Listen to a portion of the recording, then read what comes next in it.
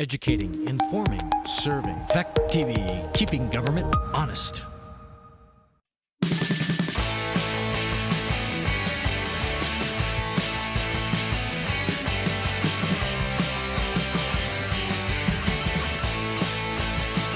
Please signify by saying aye. Aye. Anybody- Peter, you are the chair. Yep. All right. Second item on that,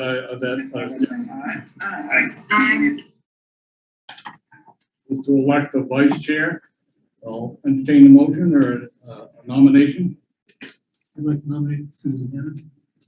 Second. Any other nominations? Who has been nominated? Any other nominations? Do I have a second? Okay. Motion been made and seconded to elect Sue as the vice chair. All those in favor would say aye. Aye. All those opposed, nay. Carries. Elect a clerk. It's a name probably and only unless you end up having to sign the minutes. Anybody want to nominate somebody? I move that we nominate Elijah. I think it's Elijah. I'm assuming. I can't see who won. I'm assuming the same people won. I can't see. I'm here. Oh, yeah, we're here. Elijah's here. I'll second that. Any further nominations? Hearing none, motion's been made to elect Elijah Zimmer as the clerk of the works. Then it's been seconded, so all those in favor would say aye. Aye. Aye. And those opposed would say nay. Elijah is duly elected. Appointments. They appoint a tree warden. Here a nomination. I nominate Cass Wright. I second that nomination. Cass Wright has been nominated and seconded. Mr. Wright, do you have any comments you'd like to make? No, I'd like to continue with the privilege. All right. Motion made and seconded to elect to appoint Cass Wright as the tree warden. All those in favor would say aye. Aye. Aye. All those nay. Motion carries. Then you need to appoint an animal control officer. Do I have a nomination? I would like to nominate Cass Wright as our town officer. I'll second that. Any other nominations? Hearing none, the motion that has been made and seconded to appoint Cass Wright as the animal control officer. All those in favor would say aye. Aye. Aye. All those Aye. opposed, nay. Motion carries. And finally, before we get up to the beginning of the meeting, is to appoint a select board member to review and sign warrants. Do I give a nomination? I nominate Peter Golick. Second that.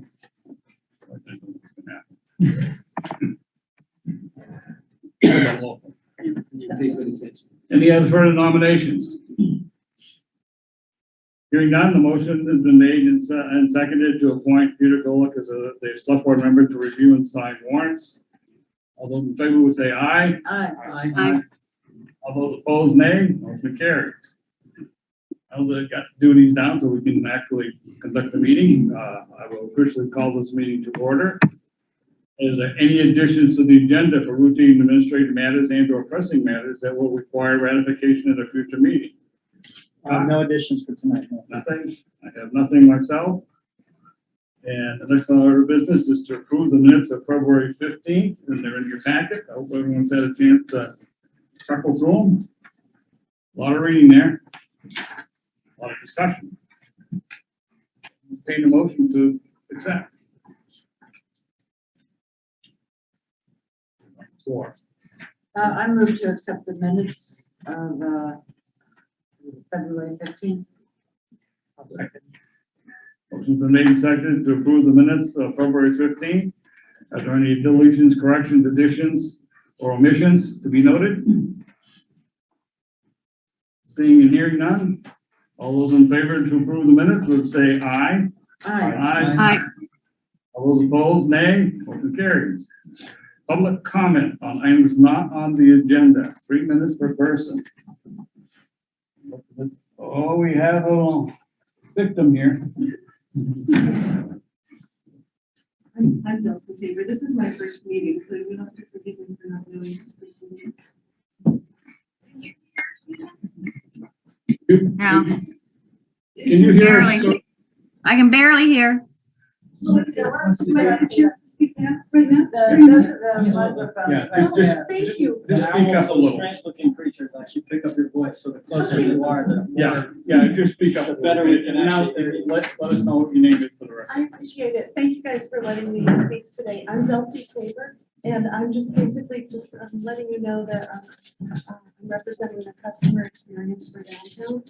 And we just want hopefully to maybe work on some better standards for some business owners. And there's been a lot of I guess I want to call it unsavory activity downtown. I just want to keep it really brief because we can address this again at a future time. And I was hoping to get maybe some guidance as we move forward, because I think I've done and spoken, addressed this with probably more than a dozen people downtown, including the police. So what it's in regards to is just providing a better experience and maybe some better communication between the business owners and customers downtown. Are you representative of a group? Well, I'm proposing that I start a support group for victims of business owners downtown. And of course, a lot of people will not know what I'm talking about, but those of you who have that experience with certain, I don't know how to say in general, but there might be certain characters downtown that probably haven't been operating a business up to the standards that we'd like for our community, being that we're known as being a friendly town. And so I would like to start maybe a support group where people can go anonymously and just voice their opinion or their experience of what's happened to them downtown. And it's going to be called The Emperor's New Clothes because it's going to be addressing a lot of issues that have been kind of hidden from the public eye and maybe overlooked. So that's it. I don't want to take up too much of your time, and I just am so grateful today. Does anyone have any questions? Yes, How will the people be shared public? it's going to be a forum, and it's just going to be a forum online, probably on Facebook. And it's only to open up just the lines of communication so we can let customers or perhaps just anybody downtown who's had any experience that's less than perfect. And what we want is like maybe like a 5-star customer service rating for downtown. It's just such a wonderful place, and it's just a gem for the whole country. This is so rare that there's a place with so many historic buildings and just such a close network of people. And we just want to, keep that as pristine as possible. So that's all. Nothing really more. Thank you, guys. Thank you so much. I appreciate it. Thank you. Okay. Just been handed the version of the tally of the vote. If you want to hear it, we can do a condensed version. As you can see who's been elected here tonight. If I can read these, I think during some of the glasses, I don't know if you all saw it. It's print so big. So proud. Okay.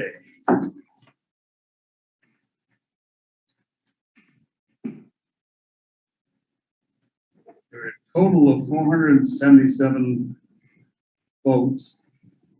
Just a minute, let me go back there. That's the total for the town moderator. There were 477 votes for Raymond Masuko, so Raymond Masuko was elected. Town clerk, Kathleen Nehoff, 478.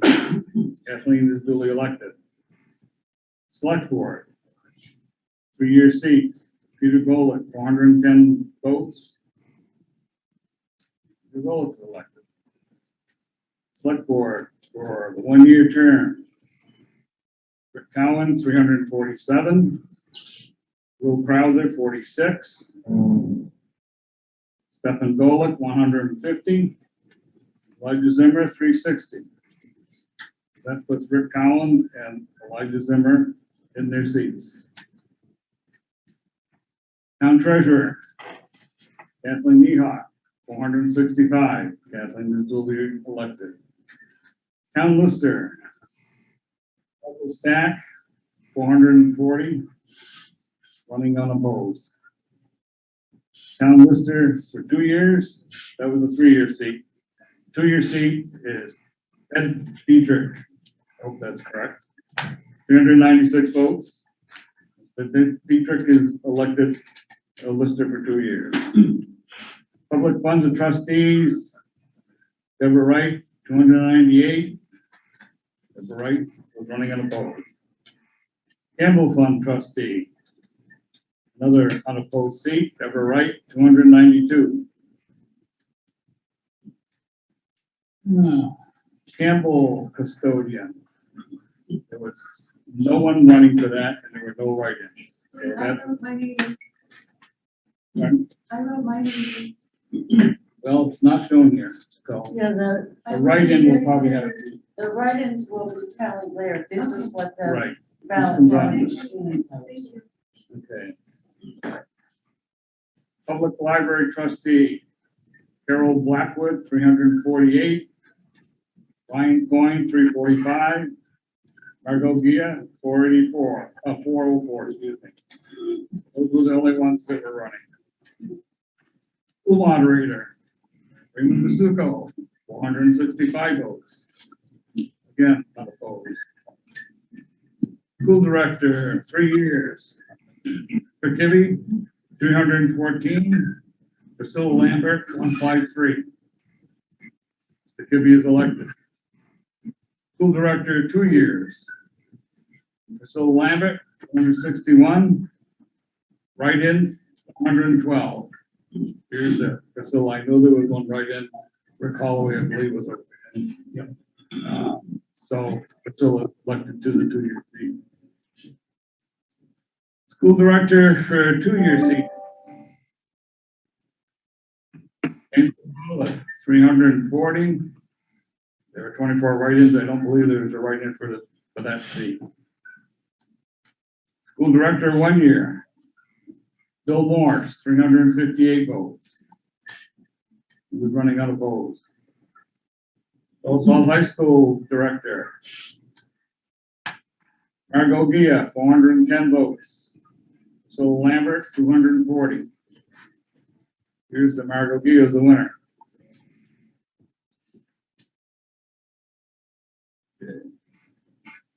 Town Article 3 is housekeeping motion or article to authorize the select board to and treasurer to borrow money, etc. Vote is yes, 461, no, 43. Article 4. Shall the town authorize the select board to seek out, that's another housekeeping motion, article, seek out funds. Yes, 475, no, 29. On Article 5, cannabis article. Yes, 318, excuse me. No, 187. We are opted in.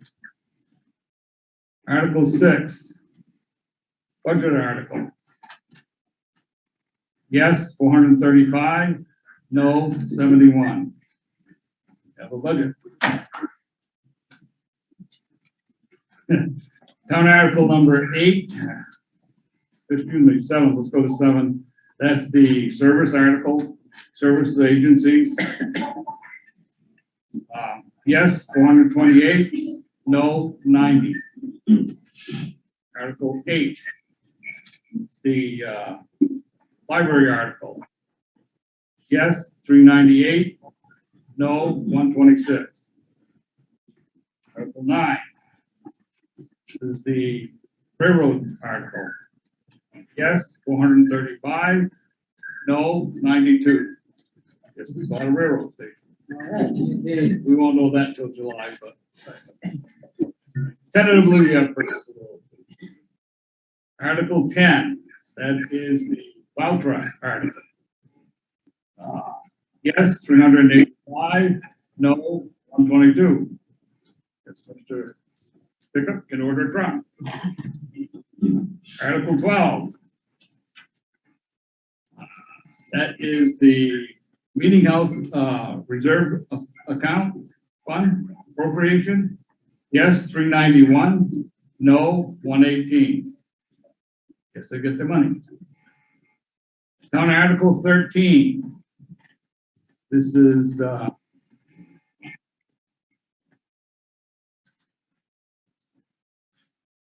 okay, Article 12. I didn't read that.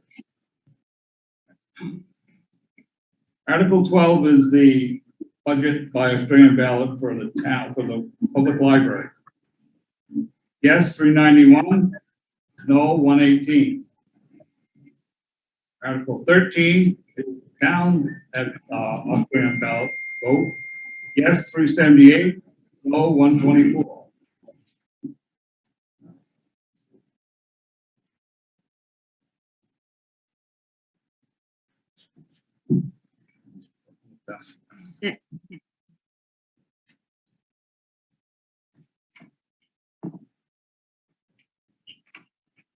I'm gonna have to skip that one. I don't understand what it is. School article number 2. I think that's a budget vote. Rockingham. Yes, 414. No, 102. School article 5. That's a high school one.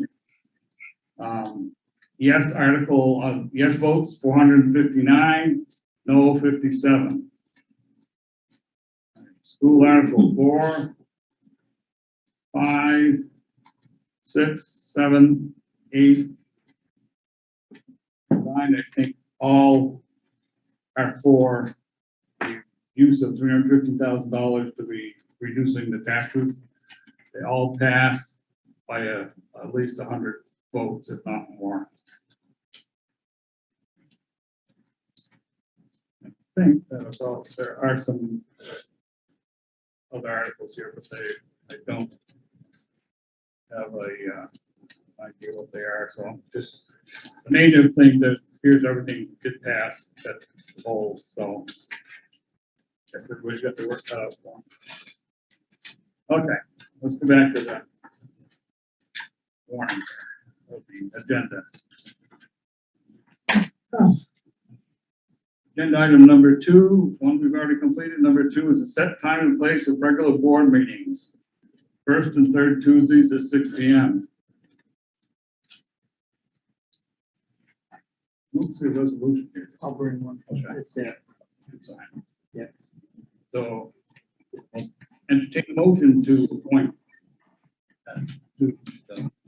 Want to make a motion to set the time and place for regular board meetings? Sure, I move that our regular board meetings for the coming year be held on first and third Tuesdays of the month It's at 6 p.m. motion been made and seconded to set the time and place for regular board meetings as the first and third Tuesdays. Go back to the old schedule, folks, at 6 p.m. Any discussion? Questions? Seeing none, all those in favor would say aye. Aye. Aye. All those opposed, nay. Motion carries. Number 3, select official newspaper of record and alternate newspaper of record. We only have a submission of proposals for the shopper in your packet. We send it out to the, don't we send them out to forum? I think was, it used to be the shopper, the reformer, and Beagle.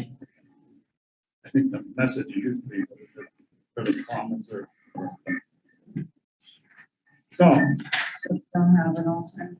well, You we can just appoint- designate one as long as you have a primary, that's the one. So we have a primary one, and that will, I would assume, offer, but someone will have to make a motion to that effect. I move that we appoint the shopper. Recording in progress. Recording in progress.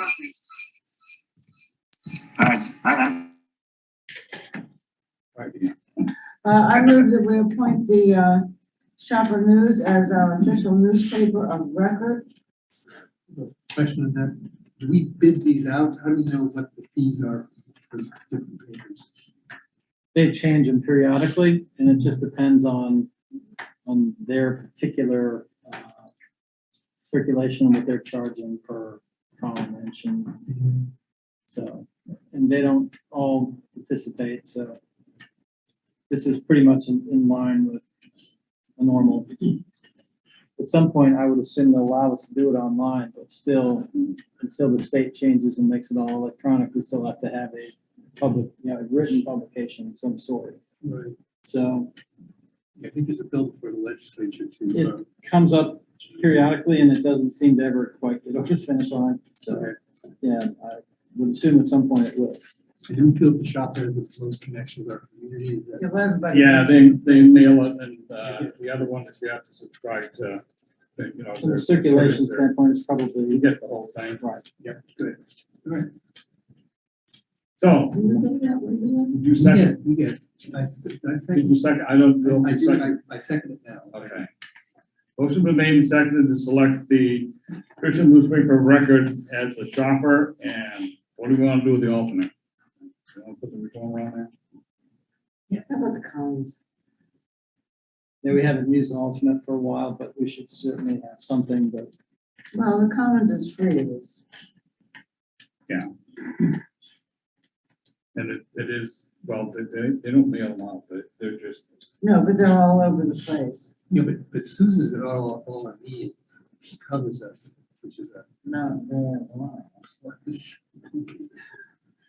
I'm not gonna go in that much. our friends in the press. All right, why don't we settle on just the official newspaper and go with the shopper? Okay. So, motion been made and seconded to appoint official newspaper of record as the shopper. Discussion? Hearing none, all those in favor would say aye. Aye. Aye.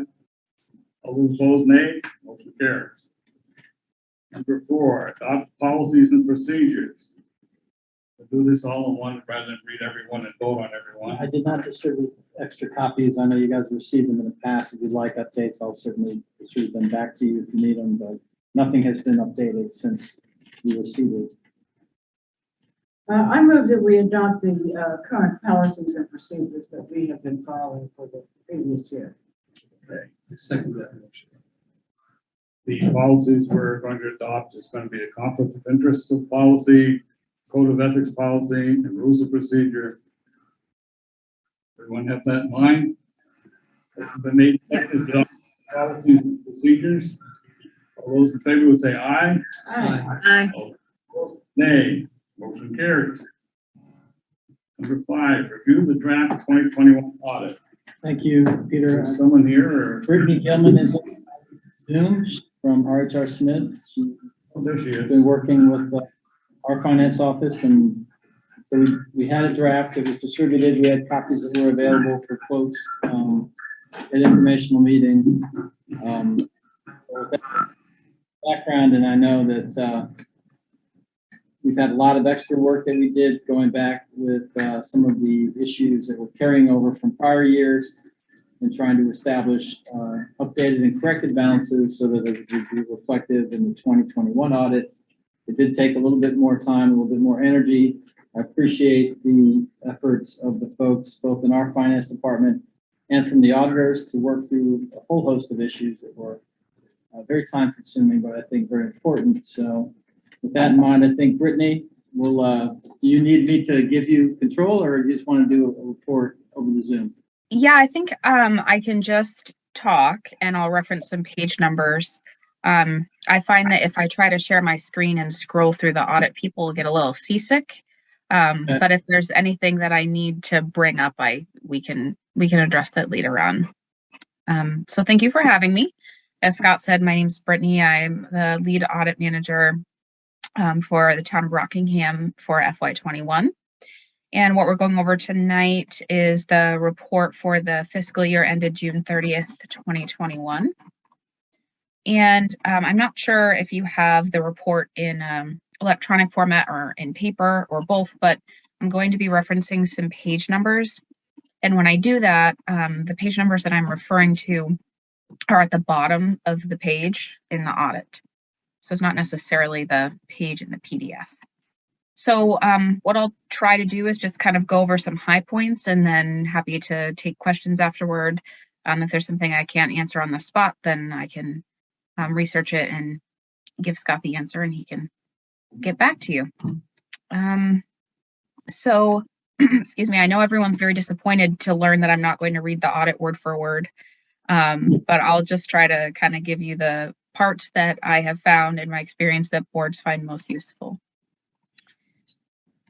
So I'm starting pages 1 through 3. This is the independent auditors report. And in this report, we outline management versus auditor responsibility.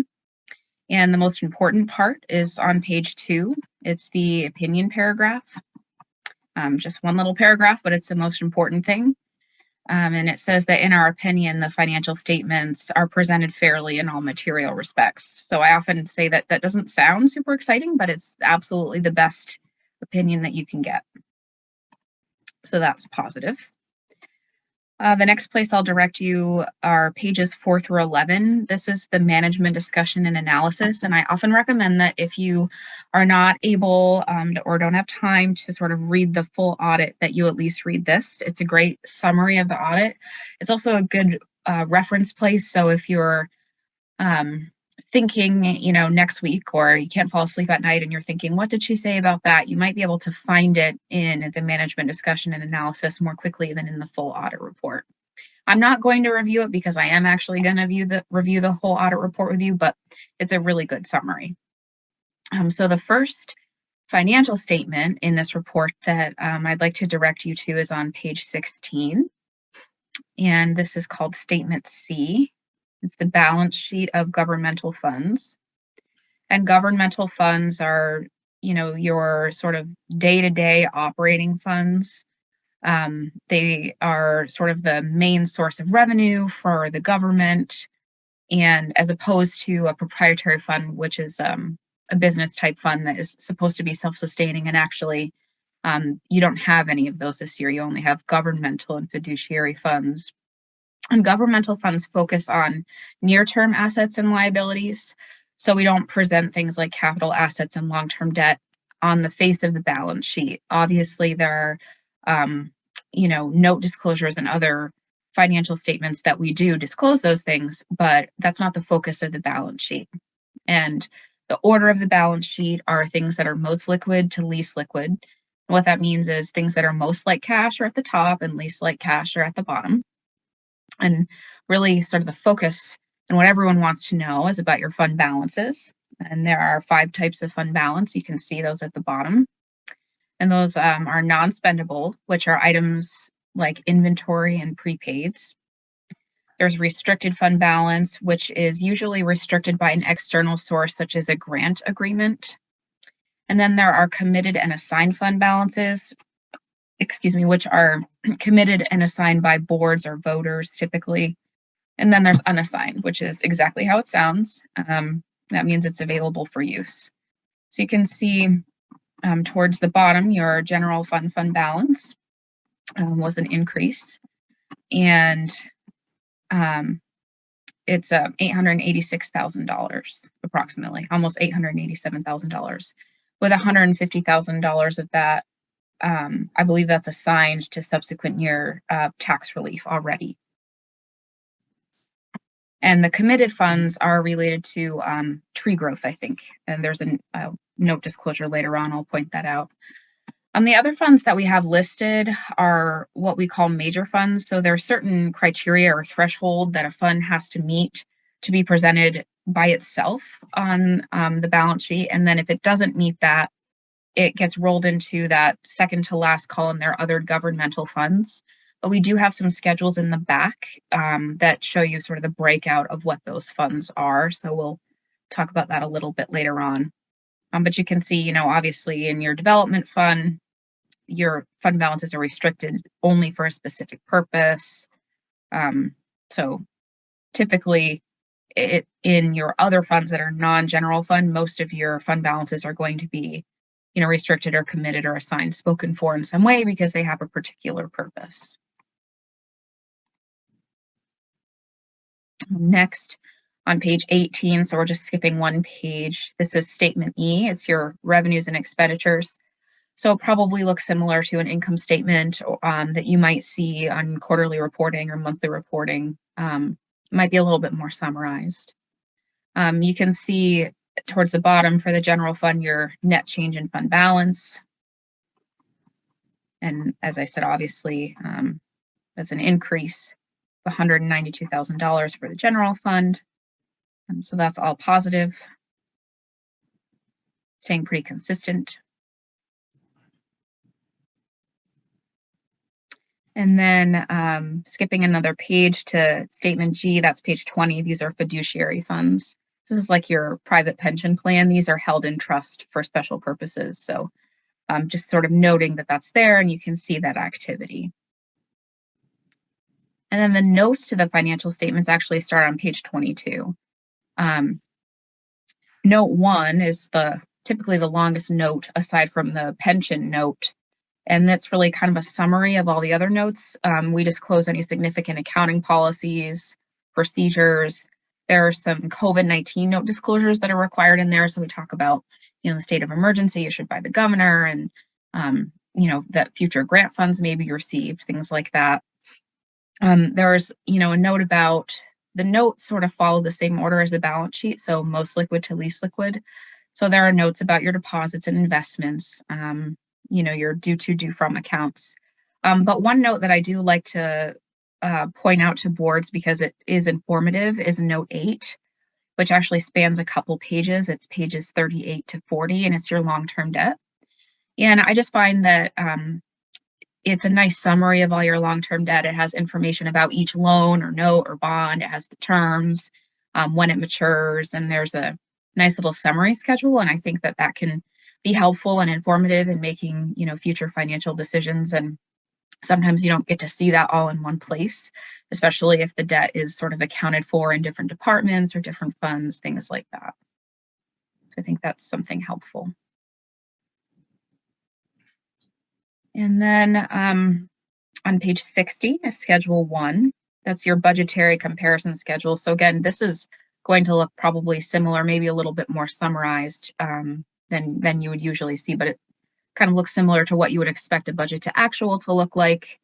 You can see that your revenue came in higher than budgeted, so that's great. That was largely due to highway aid. And then your expenditures were a little bit more than budgeted, although it wasn't quite as much variance as the revenue, and that was due to a variety of factors. So you can see the main sort of departments or areas that there were overages in general government, solid waste, and public safety. But your revenues exceeded your expenditures pretty significantly, which is what allowed you to continue to add to your fund balance. And then this schedule on pages 69 through 71 is broken out into a greater detail. So it's a schedule of departmental operations. So you can kind of get a little bit more into the budget to actual and see what was going on there. And then, pages 75 to 81 are those breakouts of the schedules that I referenced. So those are your non-major capital and special revenue funds. These are the things that are rolled into those other governmental funds. So you can see what's going on there. There is a deficit in the equipment fund. It looks like the transfers in were not great enough to cover the expenditures this year. I think it was about $30,000. So that's the only place that there's any deficit. And sometimes that's a timing thing, just when bills were paid versus when transfers were made. But that's something that you want to look at, make sure that you sort of have a plan for.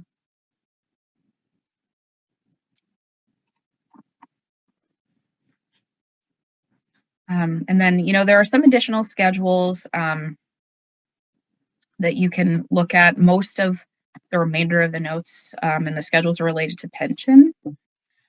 That's good bedtime reading. There's a lot of actuarial stuff in there.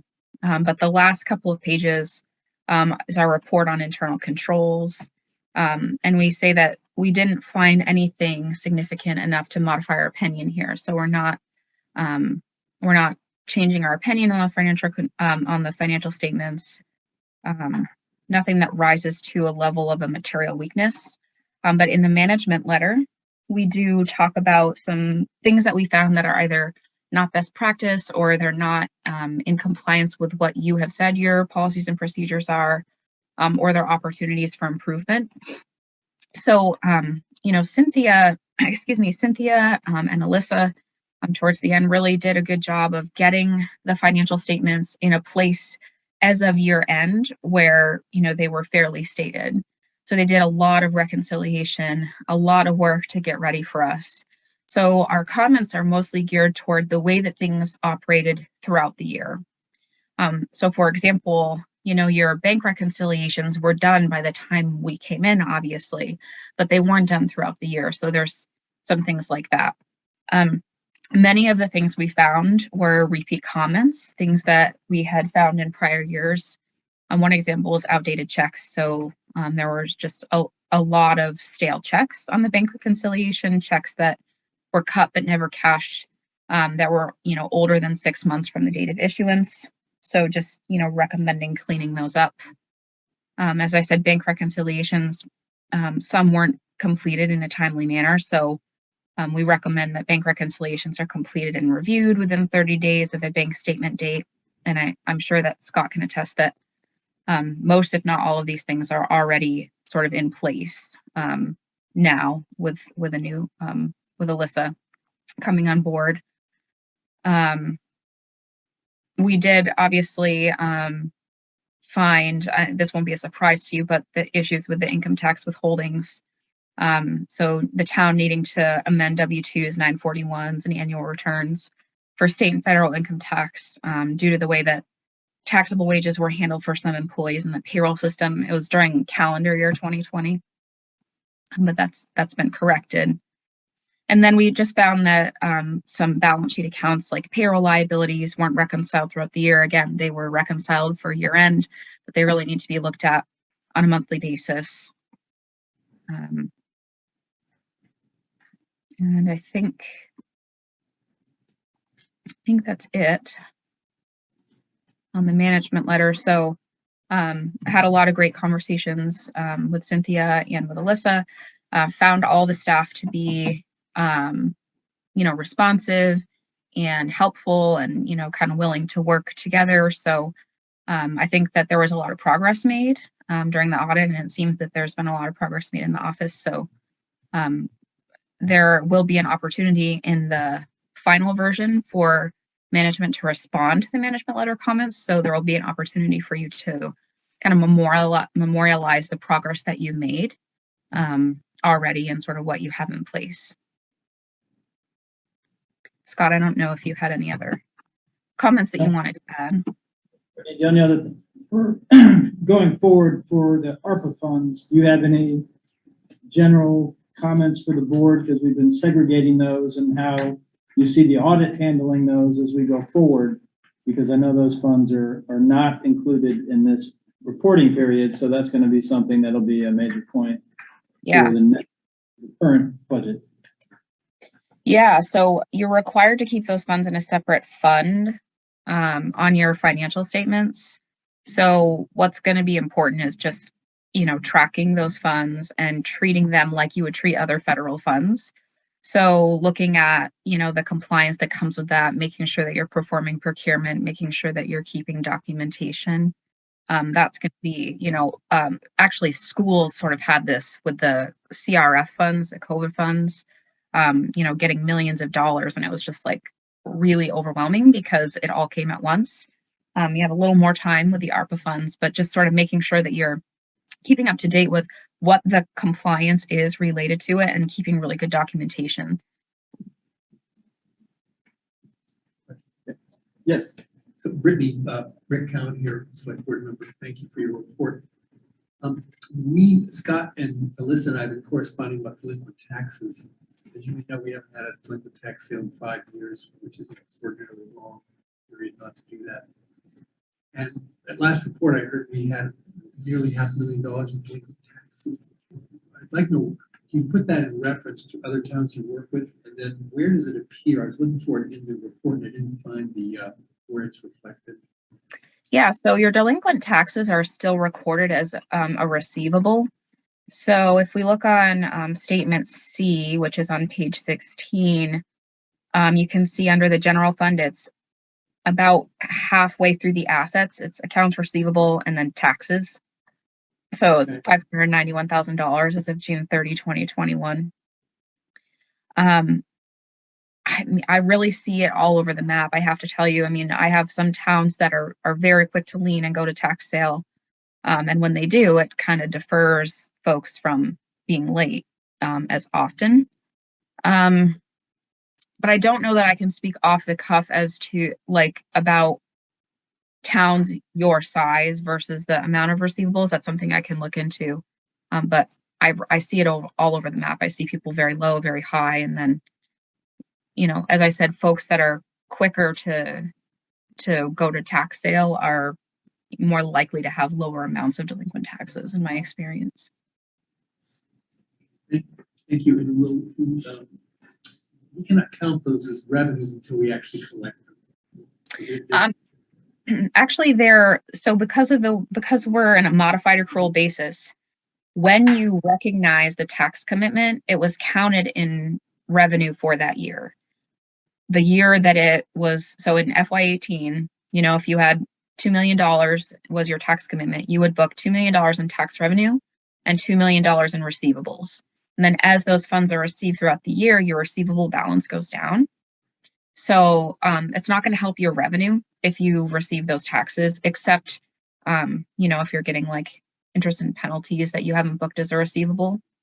But it's just going to go against that receivable. It's not going to help your revenue. And if we don't collect those taxes, where's that tracked? If you decide that they're uncollectible, then we would like write off that balance. And then that would probably be like a direct entry to your fund balance. It would decrease your fund balance. And how many years do you generally wait before deeming something uncollectible? Yeah, I mean, I typically, as of late, like I don't see a lot of people carrying taxes beyond like 2018, you know, and usually the balances that are that old are very small. They're like a very small holdout. So you had, you know, $1,000 in like an allowance account for uncollectible that was reducing your taxes receivable, but it wasn't really based in any like experience. So, you know, what you might want to do is sort of look at what has been uncollectible in the past, if any, and try to make an estimation that way. Thank you. Just some clarification with that. So are you telling us now that all this, this amount that we have in unpaid taxes is part of our fund balance? Well, yeah, because it was recognized as revenue in the year that the commitment was made. So whenever it became payable to you, it's recognized as revenue. It's not about when the cash was received, it's about when the revenue is owed to you. So over the years, that's all been sort of like rolled up in your fund balance. But if you were going to write something off, then you would have to, it would decrease your fund balance because the revenue is already wrapped up in there. So our fund balance really isn't as big as we think it is. I wouldn't say that. I mean, I haven't done an analysis of your taxes to see like, you know, what you really think is uncollectible, but I think the majority of the receivables are from a recent year. I'd have to look at your tax receivable report, which I can do and get back to you. Great. Yeah. Peter Golick here, Chairman. On page 16, you're showing the unassigned fund balance of 887, the round number up. Is that a combination of the highway fund and general fund? Yes. Okay. Now, we have our policy, or one that you recommend, is 16 to 20% to be reserved for, you know, purposes of in case they have an issue that comes up. Are we within that, or I think we were below that according to what, we're in the 13%, and we're supposed to be between 16 and 20. So, Of your total operating budget, is that what? right, Yeah. Well, let me see. You can look at your total operating budget. I don't have that calculation offhand. Just for your general and highway, correct? right. Yeah. Okay, so it looks like, There's a note about it. yeah, I think there's a note disclosure. Yeah, that's one of the note I'm referring to. So we're probably a little under. I know we used some of the fund balances to reduce our taxes this year. Yeah, it was 150. That's what's assigned. Yep. So I'm just curious, of course, this year probably we may end up with a larger surplus so we can build it back up, but I just wanted to confirm Yeah. that. Yep. Yes, Brittany, the other question I had is I know we're still waiting for a large amount of federal monies from the July storm. So, because those are FEMA reimbursement funds. And at this point, I don't believe any of that's reflected in here as either a receivable or, because we've already spent the money.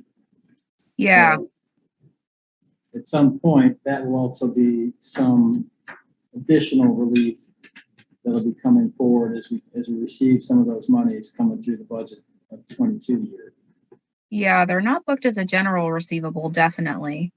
And then I was just gonna look at you have some grants receivable. But that's not related to FEMA, that's another item. FEMA money is basically money we've already spent. And so Right. and will not be necessarily assigned, it'll be available if there's something. Yeah. You'd be able to restore your fund balance, probably also have potentially a little bit more if you had other priorities that you wanted to match grant or other types of, whatever other opportunities the board would consider, so. Yeah, we can look at that, Scott. I haven't, I don't remember seeing a FEMA application. But we're still working with them on the project worksheets. Okay. It's such a long process with them, but Yeah. getting the main project worksheets back, and it's gonna be roughly around 660,000, it's all said and done. So Oh, wow. Yeah, it's a lot. that'll change our position. Also, just so for your tax receivable, I just pulled up your report, and including the interest and penalties, about $290,000 of that is from 21. So just the fiscal year that just ended, and then another 130,000 of that is related to FY20. So well over half or 3/4 of that is related to the past 2 fiscal years.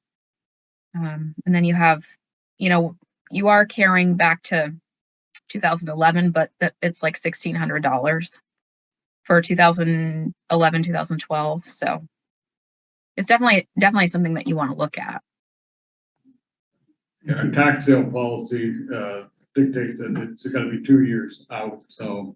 Yeah. The one is still out there that's not collected. We still have one more payment period for the taxes, so. Yep. I guess at that point, we will see where we end up and what's still outstanding. Yeah. Some people have to write stuff off. Some of those older ones, we usually generally do, so that's done to the CA. I think maybe before we would do that, I'd see if Brittany could make a recommendation to bring it to the board, and then the board could decide if they want to act on it. That'd be great. So we have another set of eyes to take a look at it. Thanks. Yeah. Happy to connect with you about that. That'd be great. Anyone else have any questions, comments? Well, thank you very much for your report. It's pretty informative, and I guess we move forward from here. Yeah. Thank you. We'll talk with you much. soon. Thank you. Have a good night. Okay, let's move on to item 6, the Downtown Transportation Fund application resolution. I'd like a motion to approve that and authorize the select board to sign. So moved. Second. Motion been made second to approve the downtown transportation fund application resolution. All those in favor would say aye. Aye. All those opposed, nay. Signatures are here. You have it. Okay. Yeah. Review the agenda items for the next meeting, March 15th. I have Wyndham County Trails Alliance wants to come in that just update us on where they stand. Okay, Financials, I assume, will be on there. yes. Now, there is a notice from the Declaration of Inclusion. I think that was, that's gonna be for the joint board, I think. Yeah, that was the one I just forwarded to you. Did you get that thing about the Heritage Trails thing? They want some sort of a letter or something. Is that Yes. for I would say next meeting? we'll put that up for next Okay, meeting. put that up for next meeting. Okay. Anyone else? The format of the town meeting and the timing of it, when would we like to discuss it? It's obviously a year away, but there's a lot of energy around. I've had a lot of comments from constituents about how Westminster does it on Saturday, et cetera, et cetera. When do we want to tackle that? Well, we need to think about it. I was gonna get a hold, I don't know, maybe Scott can answer us, find out if we decide to do a special meeting to vote on that, Australian ballot issue. How far out we have to, you know, or how close can we vote that if the vote is taken, it's a floor vote. How soon can we do that to make it effective in 2023, which evidently the vote tonight was pretty affirmative. Everybody seems to be leaning toward Australian ballot, even with the issues that you can't adjust anything. It's either up or down. Yeah. So, We could certainly put it on for discussion. You want me to put it on? for yeah, we can March put it meeting? on for discussion. So I don't see anything really that's on the next agenda. No, But I do know that we need to press to make sure that we got a lot of comments, at least I did, about the budget comparison figures not being in there. I know we put in like 5 years from like 20, 21, 22 in there, and all we had was budget figures, and there were no figures to go from, even though they were a year old. I made that point last night. So we need to see if we can get those numbers audited sooner. I know we started them earlier, but was the fact that they couldn't get them to us because they weren't. well, because you have to go back and do the restatements of 2020. That's what really delayed it. Okay, That's why this wasn't done. okay. But I Well, think we without just have to endeavor to go ahead with that. But I'll get a hold of Will Senning and see if there's some deadline that we have to do this, so that if we do a vote, we should get to the previous meeting to do it in April, once the dust settles from the elections here.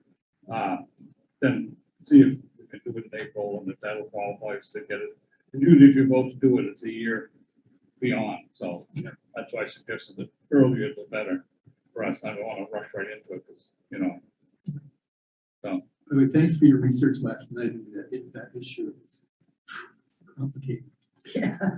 well, as I said, the state didn't help us much, so, and as Ray mentioned, you can ask 10 lawyers for an opinion, you're gonna get 10 different answers. So Yeah. I just figured I'd go to the head shed and see if they give us some clarifying language, and It's good you did your homework, because. so, you know, well, it's- yeah. So, I mean, and I think there was a comment on Zoom last night that someone would have challenged the thing. Some woman, I think, was speaking at the time. Yeah, when Proctor was making his appeal. Yeah. I think someone said, or may have been during the discussion of the ballot issue itself, that some woman said, I could challenge it. I don't know if that was, Legally important. yeah.